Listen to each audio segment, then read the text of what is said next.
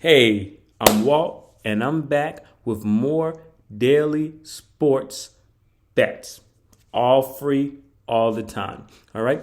If you haven't already subscribed, please go ahead and click that subscribe button. It'd be greatly appreciated.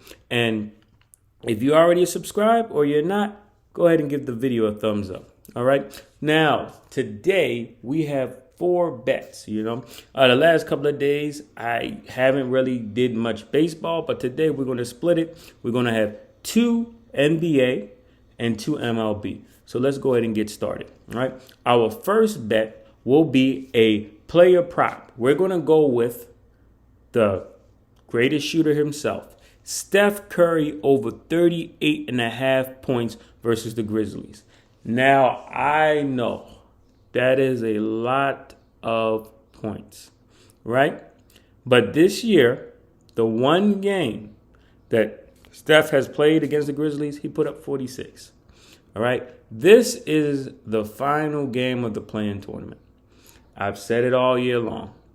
The offense starts and ends with Steph. They're in Golden State. They're playing in Oracle Arena. At the end of the day, it's win or go home. Win or go home. So I expect that Curry is going to probably have to have a big game. He's going to have to score at least 40. He's done it before against these Grizzlies. And I like it for him to get 40 this game. I think he's going to need to. All right. Moving on to the next player prop is going to be Jonas Valanitis over 19.5 points. Right.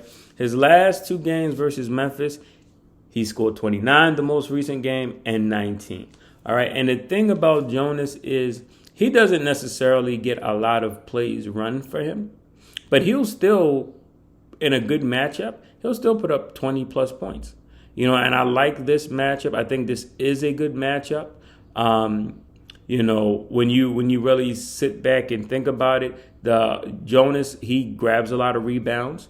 Quite a few of them are offensive rebounds. So in those situations, he's very skilled underneath the basket. So he has a lot of opportunities to get some easy putbacks, maybe even some foul and ones and hit some free throws. So I definitely like in this spot, for him to get over 20. I could see him getting anywhere between 16 and possibly 19 shots in this game. And, I think if he gets 16 to 19 shots, let's say 16, right? And, he hits 50%, or 45% of those 16 shots, we'll give that 16, 17 points. And, he's going to get a couple of free throws. Even at 50% or so, he'll still get over 20 points. So I like Jonas over 19.5 points. Now, moving on to MLB. We're going to take the White Sox money line. White Sox are number 2 in runs per game, number 5 in hits, and 3 in opponent runs per game. All right. Now, they're playing the Yankees. And the Yankees are number 4 in opponent runs per game, but in runs and hits, they're in the lower tier in the MLB. From a pitching standpoint, the White Sox will be starting Carlos Rondon. And he's 5-1 this year with an ERA of 1.47. I like the White Sox to win this one. It's the first game of the series. It's the first game they're going to be playing this year. When I look at all the statistics, the starting pitchers, everything weighs more to the side of the White Sox for this first game to me than it would the Yankees. So I'm going with the White Sox money line. All right.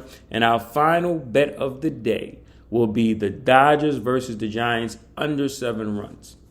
Bayer and Wood will be on the mound.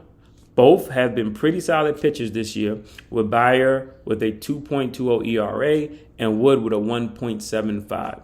The Giants and the Dodgers are both in the top 5 in opponent runs per game. And this season, when the Giants are at home, 52.9% of the games go under. the run total. And for the Dodgers as the away team, they go under 50% of the time.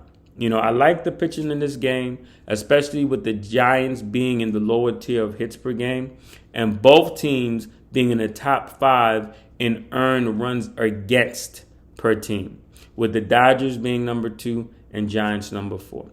That does it for me. Good luck, happy betting, and above all, most importantly, never bet more than you can afford to lose. And I'll see you tomorrow.